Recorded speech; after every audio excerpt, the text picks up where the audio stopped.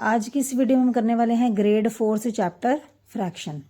तो सबसे पहले बेसिक्स जो हैं वो फ्रैक्शन के समझ लेते हैं। फर्स्ट है टाइप ऑफ फ्रैक्शंस, राइट, जिसमें हम करने वाले हैं equivalent fractions, like and unlike fractions, proper and improper fraction, unit fraction and mixed fraction. इनको हम ना डिफरेंट पार्ट्स में करेंगे, पार्ट 1, 2, 3, 4 एंड 5। तो आज की इस वीडियो में हम करने वाले हैं only part 1, that is equivalent fraction. इसको समझेंगे क्या है इक्विवेलेंट फ्रैक्शन और इससे रिलेटेड कौन कौन से सम आ सकते हैं। ठीक है, तो दो फ्रैक्शन इक्विवेलेंट है या नहीं उनको पता करने के लिए हम उनकी कटिंग कर सकते हैं। जैसे आप देखोगे 1/2 इज इक्वल टू 2/4। अब ये तो पहले से ही सिंपलेस्ट फॉर्म में है, इसको कट करके देखेंगे तो ये बन जाएगा 1/2।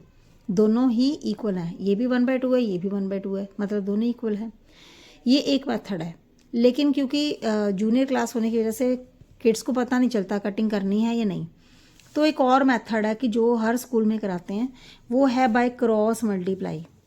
ठीक है, तो बाय क्रॉस मल्टीप्लाई कोई भी टू फ्रैक्शन जो होती हैं उनको क्रॉस मल्टीप्लाई करके हम पता लगा सकते हैं कि वो इक्विवेलेंट हैं या नहीं है। ठीक है, जैसे 1/2 और 4/8, ये पता करना है कि ये इक्विवेलेंट है या नहीं। तो पहले 1 को 8 से मल्टीप्लाई करेंगे और 4 को 2 के साथ। ठीक है, तो ये 1 × 8 यानी कि 8 आ गया, और यहाँ पे 4 × 2 भी 8 है। तो ये दोनों ही फ्रैक्शन क्या हैं, इक्वल है। तो यहाँ पे ये जो बॉक्स था, यहाँ पे हम इक्वल का साइन लगा देंगे, यस बोथ आर इक्वल, यानी कि 1/2 is equal to 4/8, this is the answer.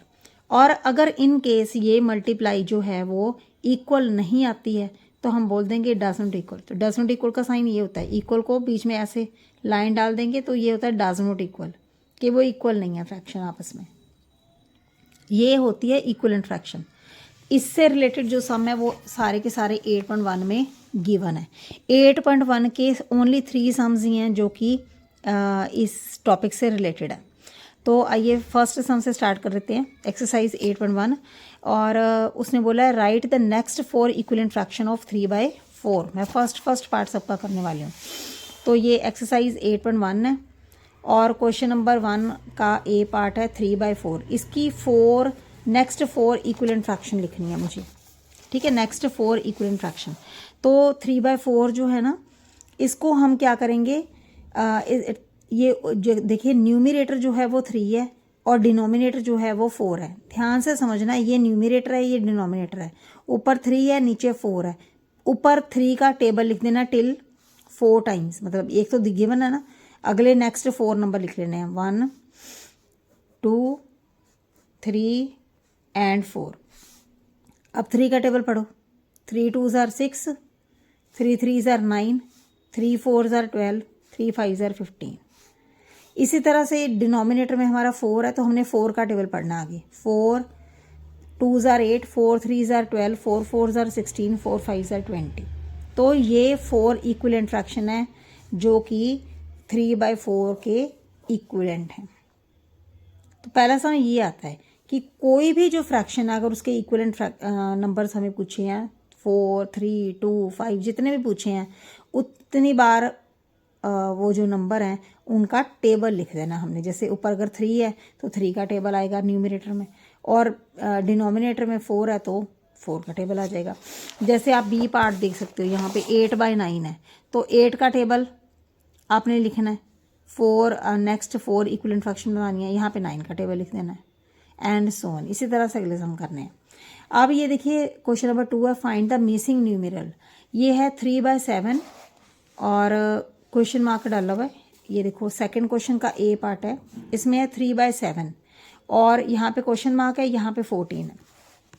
अब आप देखोगे कि 3/7 है, 3/7 फ्रैक्शन थी, ये 14 बन गया, 7 क्या बन गया, 14। अब 7 को किससे मल्टीप्लाई करूँ कि वो 14 बन जाए, 7 को किससे मल्टीप्लाई करूँ कि वो 14 बन जाए, 2 से। क्योंकि इसको 2 से मल्टीप्लाई किया है तो न्यूमरेटर को भी 2 से ही मल्टीप्लाई करना है। जो नंबर यहाँ पे आएगा उसी नंबर से ऊपर मल्टीप्लाई कर देना है। तो यहाँ पे क्या बन जाएगा, 6। तो ये जो बॉक्स है वहाँ पे क्या आएगा हमारा, 6। ठीक है, this is the answer, so easy. ठीक है जी, अब इसका एक और पार्ट कर लेते हैं, 5/7 40। सी पार्ट कर लेते हैं, राइट। 5/7 और यहाँ पे 40 गिवन है और यहाँ पे हमारा क्वेश्चन मार्क गिवन। तो आप देखोगे 5 को किस से मल्टीप्लाई करूँ कि 40 बन जाए, 5 को किस से मल्टीप्लाई करूँ, किस चीज़ से मल्टीप्लाई करूँ कि 40 बन जाए। 5 को 8 से मल्टीप्लाई करेंगे तो 7 को भी 8 से मल्टीप्लाई करेंगे तो ये 56 बन जाएगा। तो यहाँ पे बॉक्स में क्या आ जाएगा, मिसिंग नंबर जो हमारा है वो क्या आ गया, 56। ठीक है। अब इसी सम में ना एक ट्विस्ट है, वो ये है कि कई बार बिग नंबर गिवन होता है, हमें स्मॉल नंबर बनाना होता है। ठीक है, बिग नंबर हमें गिवन होता है, स्मॉल नंबर हमें बनाना होता है। क्वेश्चन नंबर 2 का ई पार्ट करते हैं। 36/45 is equal to, this is the missing number, we need to find out upon 5। तो ये बिग नंबर से, this big number is given to us, we need to make it small.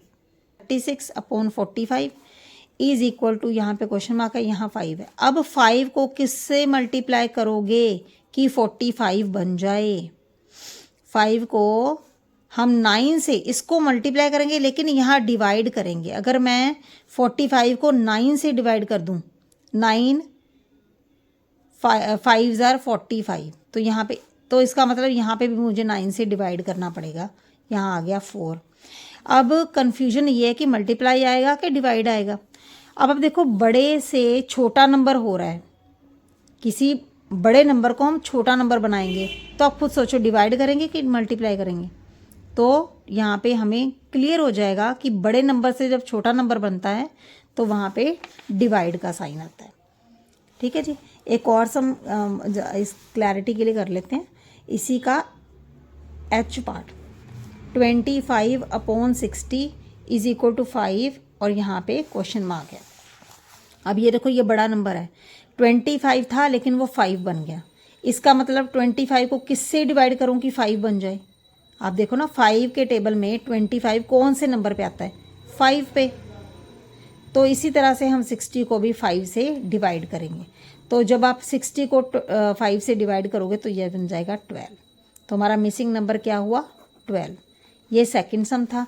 अब last topic जो है वो part 1 का है, are the following fractions equivalent. ये मैंने पहले ही समझा दिया हुआ आपको। इस सम को आपको करना है बाय क्रॉस मल्टीप्लाई। इसका भी फर्स्ट पार्ट कर लेते हैं। 7/5 एंड 49/35 ये इक्विवेलेंट हैं या नहीं हैं, इनके बीच में कौन सा साइन आएगा, तो उसके लिए मैंने बॉक्स बना लिया है और इसको करेंगे बाय क्रॉस मल्टीप्लाई।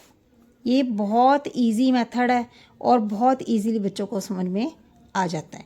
तो by cross multiply we get, हमें क्या मिलेगा क्रॉस मल्टीप्लाई करके, 7 को कर लेंगे 35 से मल्टीप्लाई, कॉमा 49 को किससे मल्टीप्लाई कर लेंगे, 5 से।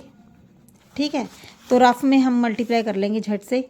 35 को 7 से मल्टीप्लाई करेंगे, ये बन गया 35, 21 + 3 24, 245।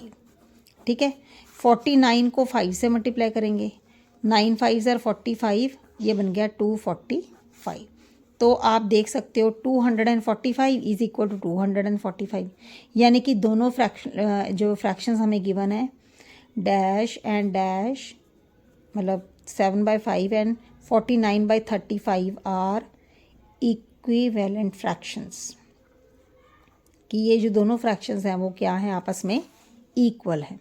इसी के साथ हमारी एक्सरसाइज 8.1 यानी इक्विवेलेंट फ्रैक्शंस जो हैं वो कंप्लीट होता है। तो आई होप आप सबको ये समझ में आया होगा। अगर वीडियो हेल्पफुल लगी तो please like, share and subscribe. Thanks for watching. Bye bye.